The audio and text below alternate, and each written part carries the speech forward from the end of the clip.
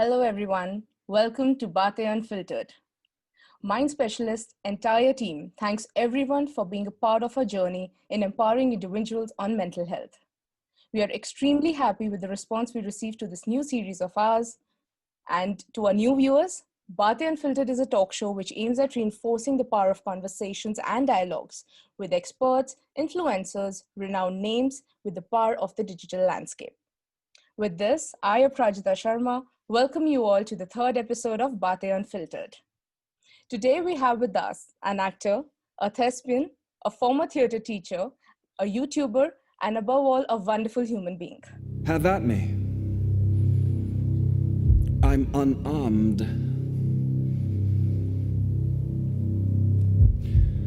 Your reputation precedes you, Regulus. Or should I call you barbarian?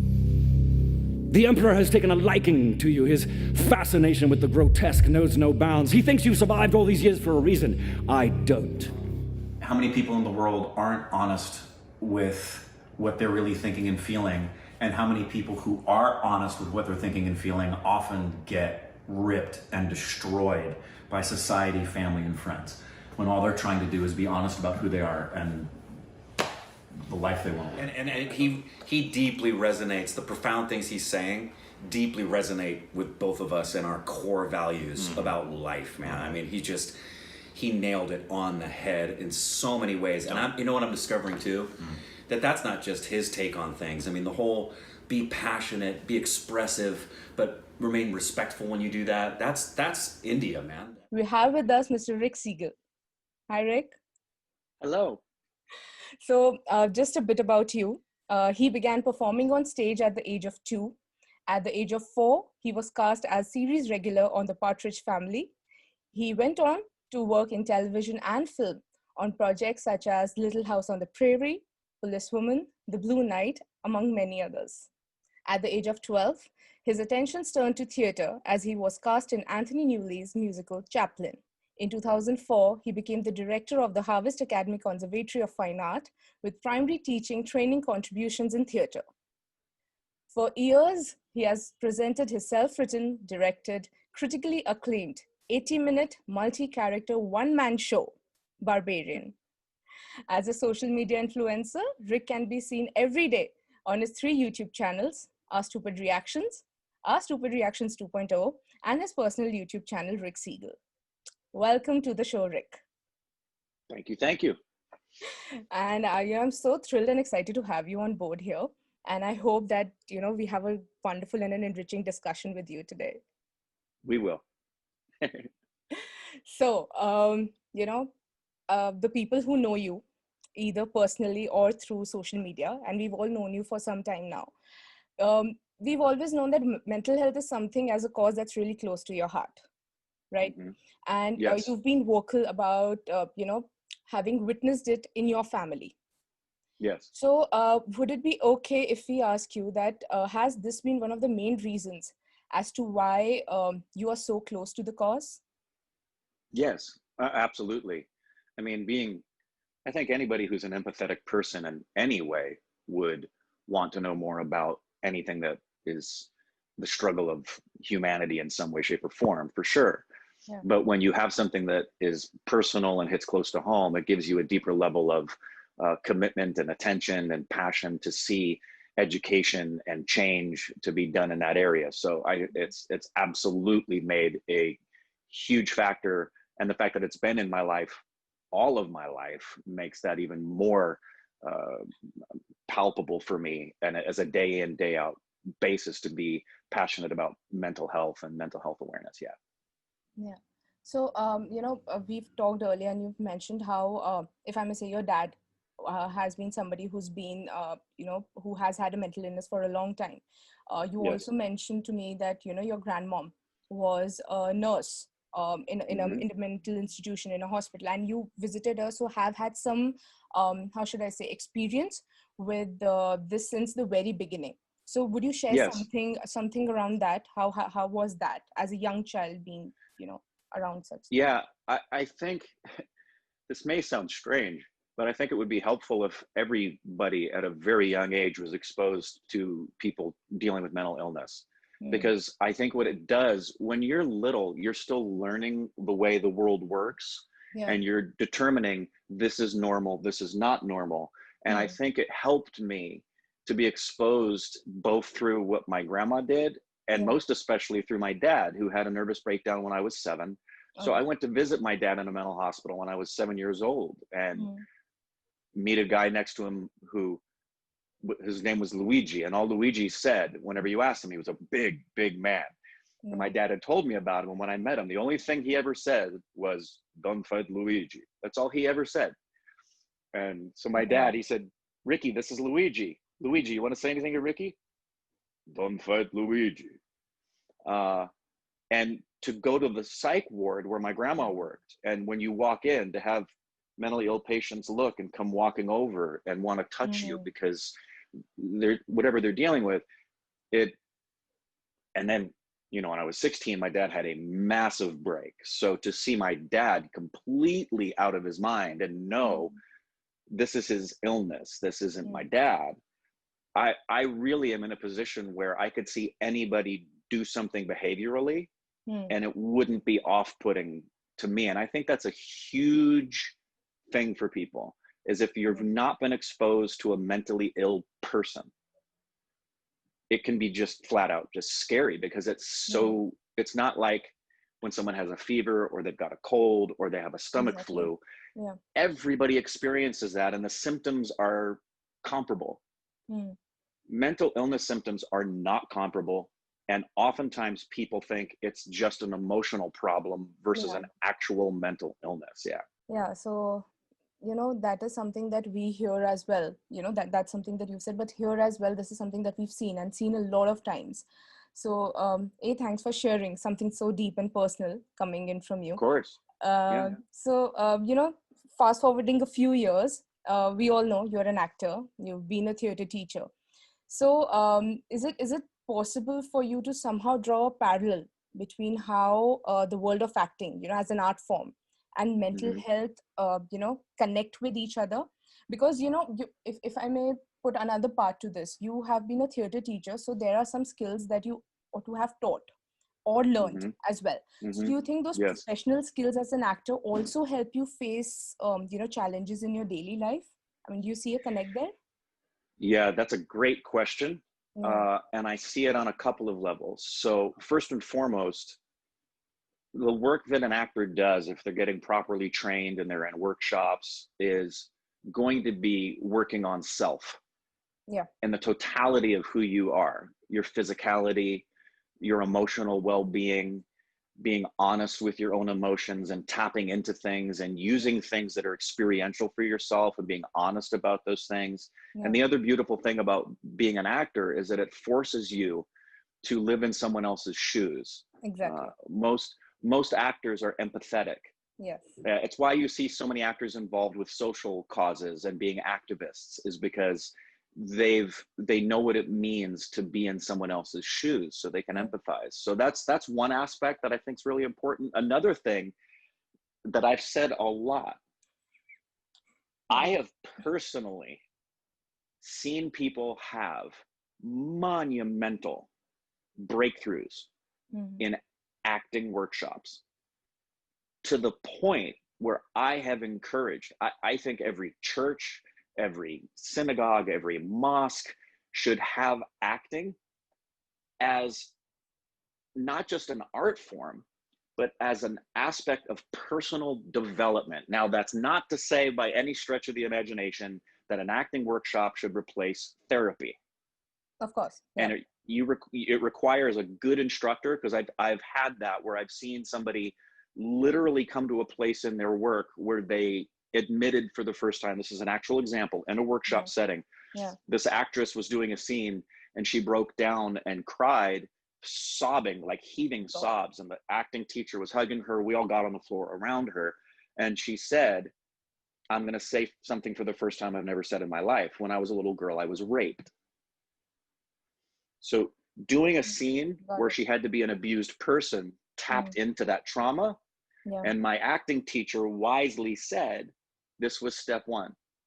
We're now going to hold you accountable. You have to go to therapy. So if Wonderful. those two aspects Yeah. of being an actor, the personal work and what it does collectively, it's a huge connector to mental health. Wow, actually, that's something that when we put this question together, that wasn't something that I actually thought. So this is actually broadening my own understanding. Wow. Uh, Good. but apart from your acting career, per se, quite recently, since the past 2 years, you've also been a very successful YouTuber, right?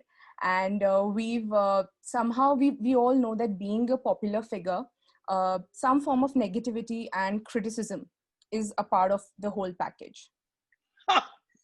Yeah. So individually speaking, how do you face and deal with all the negative comments, the trolls, the memes, and everything else that's said, not just about you but your near and dear ones around you as well? So what are some of those go-to things that you go to for Yeah. that mental peace? Yeah. Great question.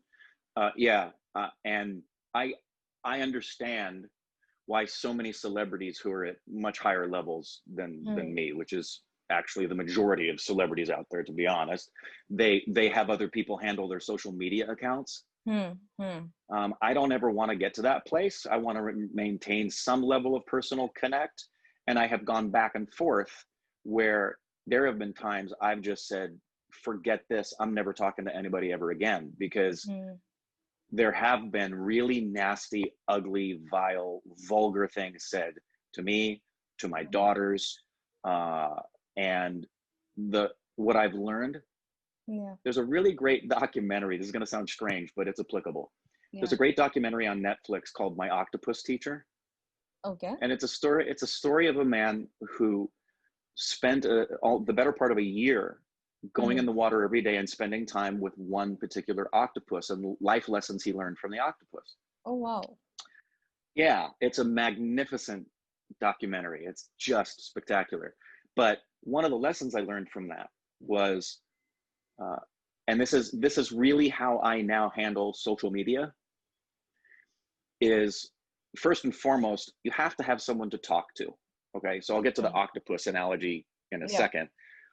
But first and foremost, you have to have someone you trust to talk to when you've got attacks coming, so you can process, because no matter what you do, you're going to have days where you feel like, say whatever you want, I don't care, trolls, bring it.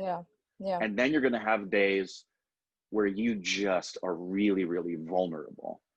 So my go-to person is Indrani. She is the most wonderful source to talk to about these things and get my head in the right place and be my defender and my protector. And what I've learned is this, to make sure you have that you have a safe place. I love sharing my personal life, but there's a point where you have to pull back on that and not share so much of your own personal life. If you want to do that, create a private Instagram account where you get more personal, so you're a little bit protective. And using the octopus as an example, they live in the water, but they're pretty isolated creatures because there's predators in the water. And those sharks are constantly sniffing and looking for ways to bite and attack them. And what octopuses do is they have to come out of their den to eat, interact with things, but they have strategies to survive in the midst of an atmosphere of predators. They don't interact with the predators. They deceive the predators. They'll, when attacked, they'll do something to deflect and get on the back and make fun of the shark and show them how much smarter they are, and then just disappear. That is the best lesson you could ever learn from an octopus as it comes to your social media, is to make sure that you can't change the sharks. You can't make predators into octopuses. They're going to bite, they're going to attack. So don't interact. And when you do, just outsmart them and embarrass them and then block them and go away. That's great. That's actually, I think, the go-to line for anybody. Block them. That's it. Block them. Block them. Now, Corbin, if you just say something he disagrees with, he's going to block you. But exactly. It's important to and be honest with yourself. Recognize you're going to have days where no matter what you do, you're going to be impacted by what somebody says, even though you don't want it to, because words Words have power. So, Okay. you've talked a bit about Indrani. And Hmm. so, but the people who know you know who Indrani is.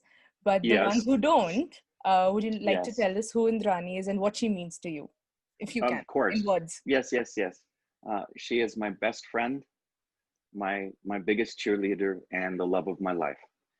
Met Indrani amazingly because of our stupid reactions. She is one of those original stupid babies. And for those of you who don't know that, we don't call people who watch OSR subscribers. They're stupid babies. They're part of the great big stupid family. And she saw Gully Boy, which was the very first OSR Yeah. reaction, and reached out to me on social media. We got to know each other through social media, got to recognize how much we had in common. Even our blood types are the same. So we joke that we're both O positive among all the other similarities that we have.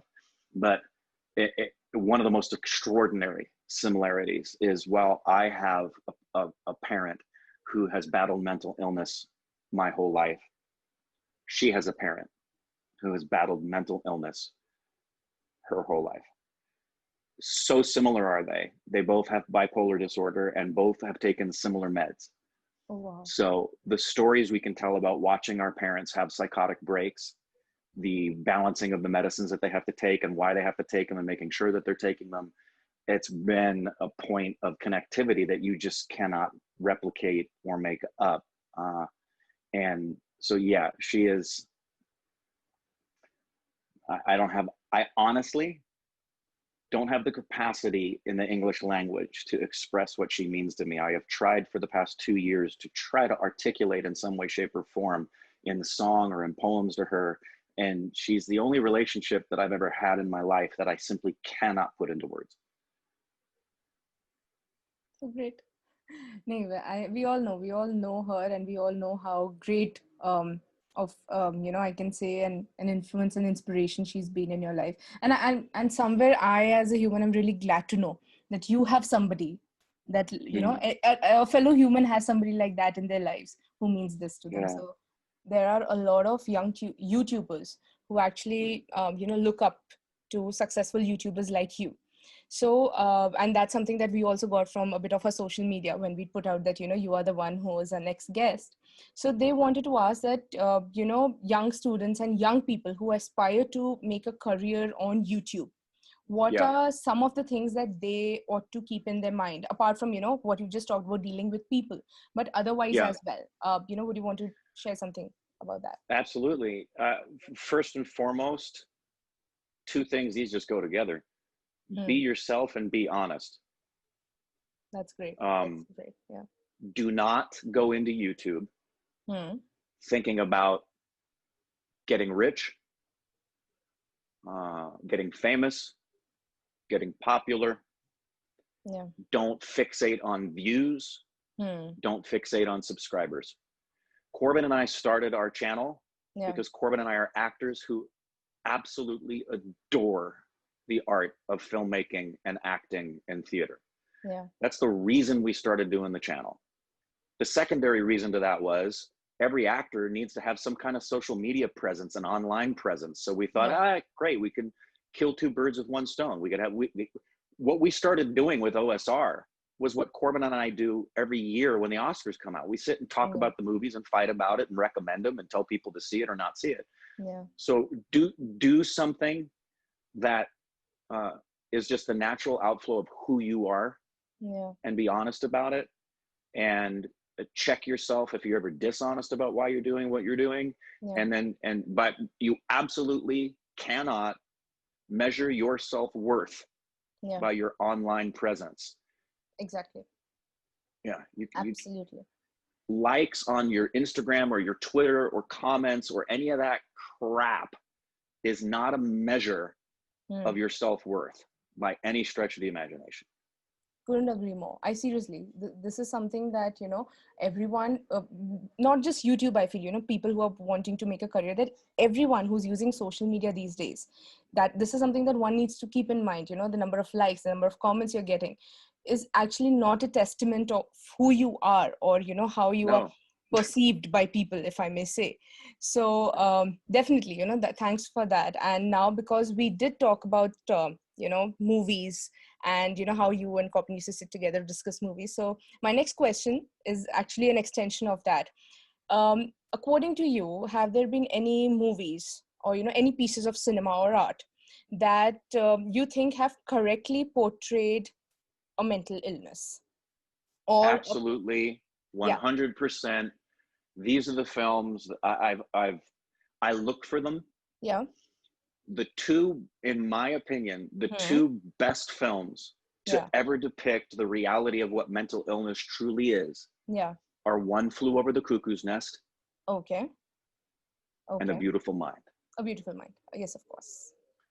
And they're really, I genuinely would say to anybody, if you've never been exposed to what mental illness really is and how it's treated and what people are like, Yeah.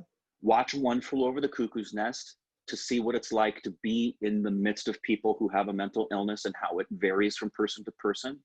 Yeah. And how oftentimes in the medical community, sometimes they get it right, sometimes they get it terribly wrong.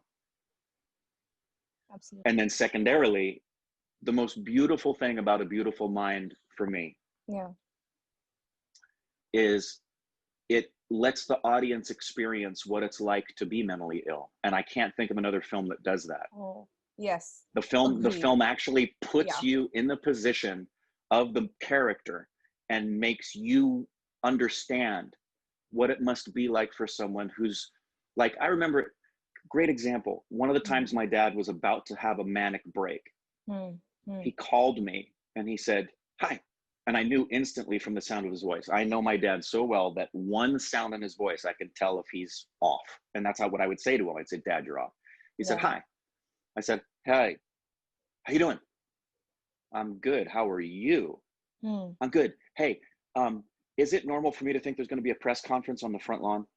"No, Dad, you're off. Call the doctor." "Yeah, I thought so. Because I was expecting the helicopters were going to come, but that's not right, is it? That's not right. I shouldn't be expecting that." "No, Dad. Call Peggy. Call Shelby. Shelly." Just so mentally ill people often don't know that they're mentally ill. Yeah. And then when they find out they were mentally ill, it's quite a shock to the system. And that's what I love about A Beautiful Mind. Absolutely. And yeah, absolutely. Couldn't agree more. Again, A Beautiful Mind is one of my most favorite movies ever. So I but the second one, could you just repeat that for me? One Flew Over the Cuckoo's Nest with Jack Nicholson. That's going to be in my list now. I'm gonna look it up. I'm gonna watch it like tonight for sure. You will. It's a beautiful film. Surely I will. And now, because we're discussing movies, it would be unfair if I don't talk about India, you and your association with India. So but this is slightly different.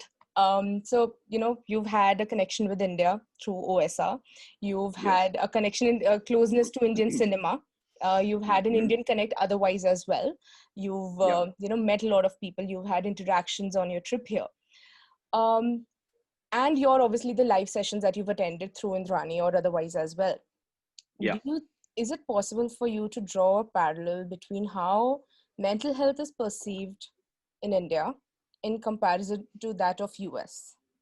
If you need to draw a parallel as to, I mean, not like which is better of the two or something like that, but is there a difference that you've seen the way people deal with mental health in both the places?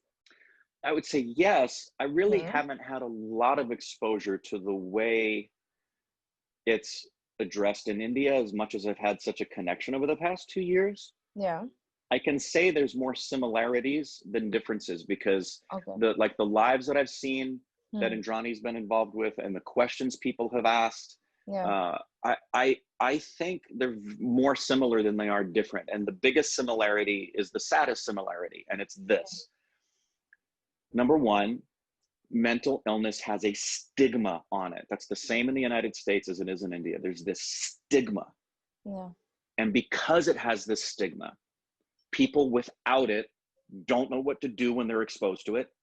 And people who have it are ashamed to go get help. Yeah. Yeah. And that's something that's probably the most important thing that has to happen in American culture and Indian culture and culture all over the world is that twofold changing of the stigma, that for those who don't have mental illness, that there's something weird about it. And for those who do, that there's something weird about it, that this is a normal part of the human experience, and that mental illness is like any other illness you deal with. Of course. And it should be treated. Of course, that's the main part, you know, recognizing it, understanding it, and obviously treating it, going and seeking professional help, and not citing it as just an emotional reaction to something, or just, you know, emotions coming out. Yes. I mean, like, for example, I have been to counseling, not because I felt like I had a mental illness, but because I was dealing with stuff. Yeah. Usually, even if it's just relationally, whether it's with a parent or a spouse, or for your own processing of a difficult time you're going through. Remember I told you that right now I have Indrani, she's a go-to person for me, right? Yeah, yeah.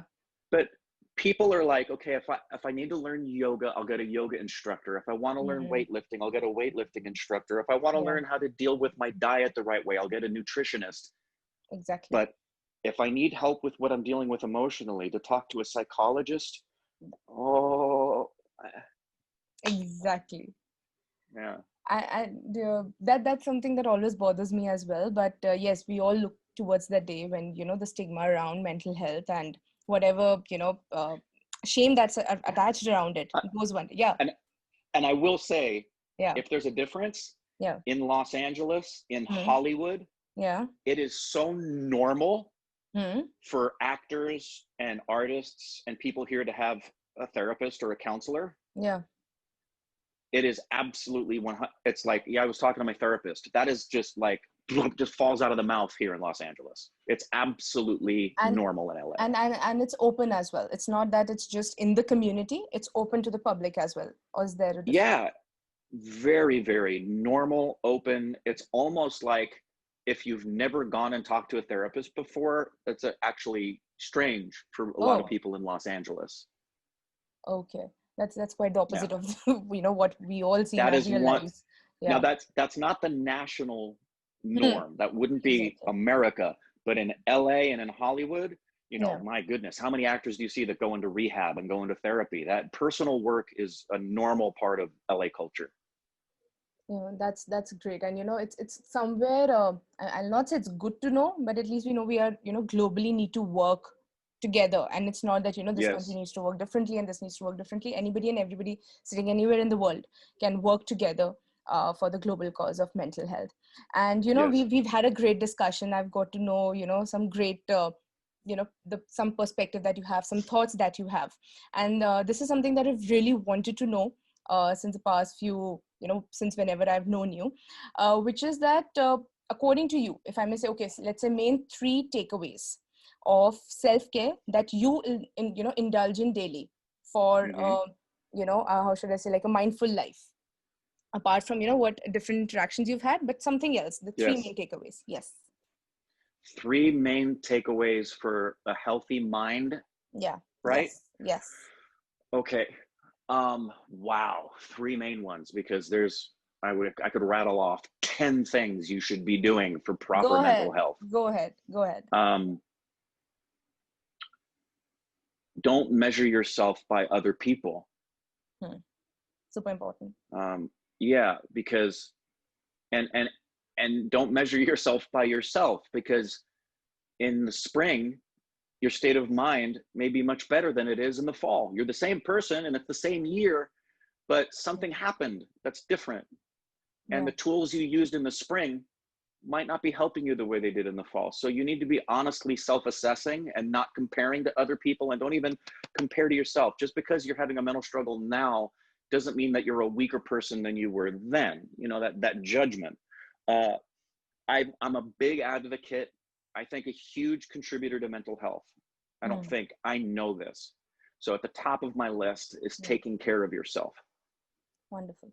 Definitely. All the time. And that means proper diet, proper sleep, proper hydration, proper exercise, proper relaxation, making sure you do things every once in a while that are for yourself, and having healthy relationships, making sure that the relationships that you have are healthy and not toxic.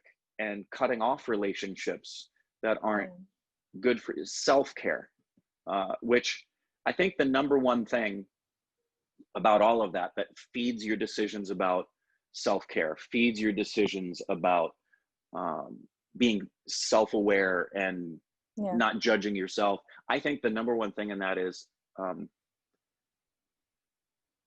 faith, Okay. believing you have a purpose, Yeah. believing that your life is not an accident, believing that there is a God who made you with intentionality, Yeah. and that intentionality has a purpose, Yes. and that you're not a mistake, you're not an accident, you're not a byproduct of just an evolutionary evolvement.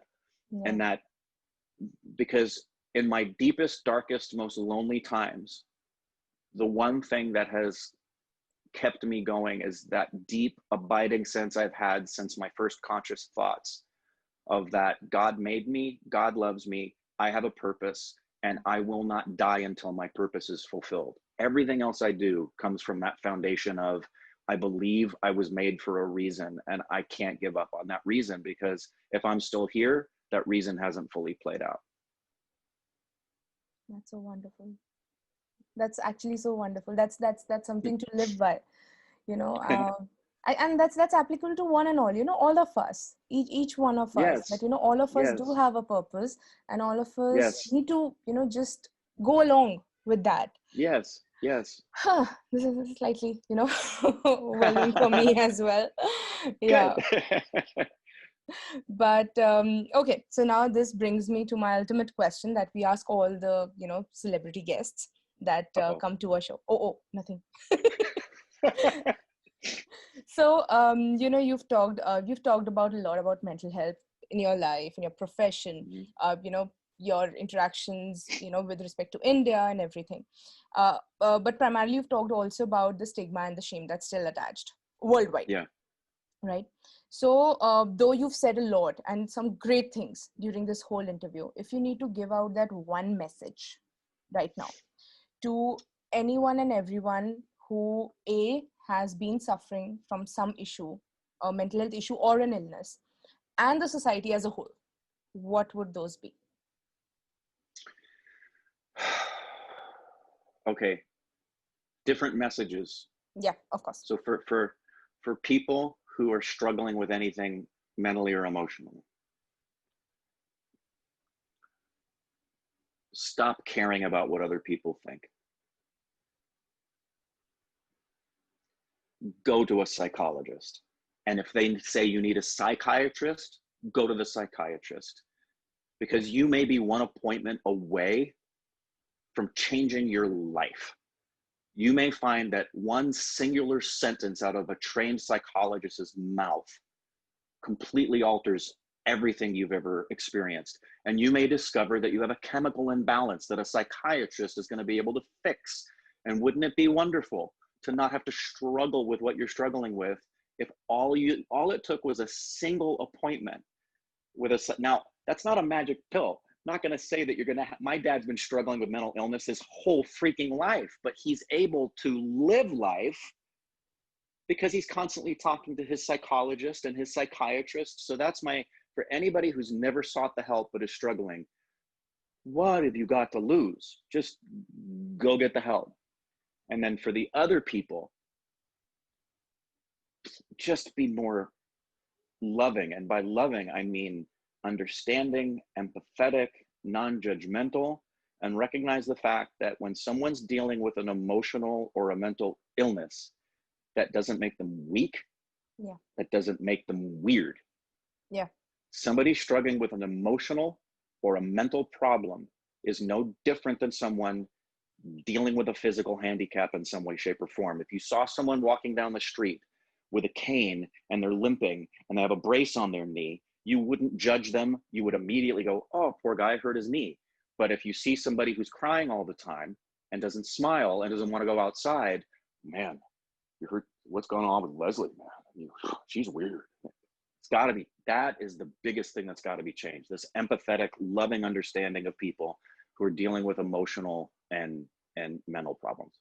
I hope that helps. Thank you so much, Rick. Being someone who is so close to the cause myself, and obviously claimed one of your biggest fans, as I might say. It's been wonderful to talk to you. Obviously, I've in some ways, obviously, one way interacted with you a lot, but having to hear these thoughts, having to hear what your perspective is, I for a fact know that things have changed within this, the last half an hour, 40 minutes conversation that we have. It's changed me somewhere, and I hope it's done for our viewers as well. So thank you Me so too. much for doing that. It's absolutely my pleasure. But you think I'm gonna let you go out so soon? No, we can stay here. I'm good. I still have coffee to drink, so go right ahead. No, but now is the time for our quick questions, because we're not gonna let you go without that fun part. So this time you're not Right. the one asking, you're the one answering. Right. Cool. Rapid fire. Let's do it. Yeah. So, you ready? Okay, bring it on. Okay. Chai or coffee? Depends on the weather, but mostly coffee. Okay. Who's your favorite actor, international, male or female? The one that's nearest and dearest to my heart is Robin Williams. The one who is the kind of actor that I think is the greatest of all time is Daniel Day-Lewis. Who's your favorite Indian actor, male or female? Nawazuddin Siddiqui, male. Yeah. And the one who I was going to say, the body of work that Taboo has done is extraordinary, but I am the biggest fan of Priyanka, and I think that she has that capacity in her to become one of the greatest actresses that the world has ever seen if she focuses that way. So I love Priyanka Chopra. Favorite movie of yours, Indian or Hollywood, that you would want to recommend to everyone? Schindler's List. And obviously, I think I know this. But your favorite play? Hamlet. Thought so. What is that one favorite Indian food that you love? Oh Yes. It's a toss up, and I forgot the name. So they're both from Calcutta. They're Bengali stuff that Indrani introduced me to. Yeah, we did when I was there. We filmed it where I was eating the shrimp dish that was just spicy, and I forgot what it was called. And then the mutton roll that she gave me. Both of those. Yeah. Wow. Oh yeah. Okay, so which is your favorite show of your own as an actor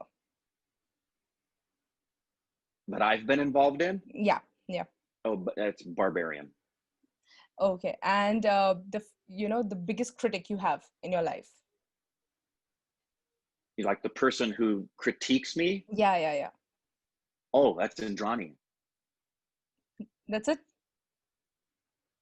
Anybody else? Oh no, everybody does, but she's by far, that's one of the greatest things among the thousands I could list about her, is that I know that she will be honest with me about something, and if something isn't good, she'll straight up tell me.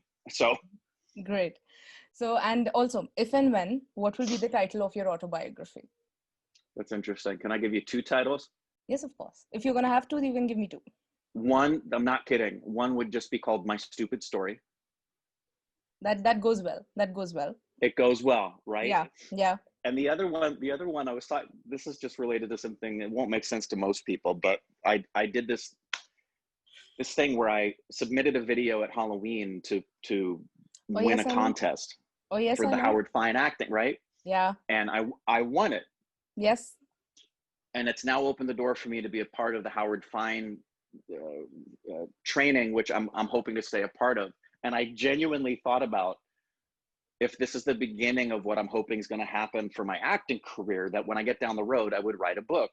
And if you've seen that video that I submitted, yeah, it's a video that I'm sitting in a bathtub and it looks like blood, but it's chocolate syrup. Yeah. And people ask, yes, I'm naked in the bathtub. So if I won an Oscar in the future, I would love the cover of the book to be me in a bathtub covered in chocolate syrup holding the Oscar. And the title of the book would be, It Started in a Bathtub Naked Covered in Chocolate Syrup. That's wonderful. I root for the second one.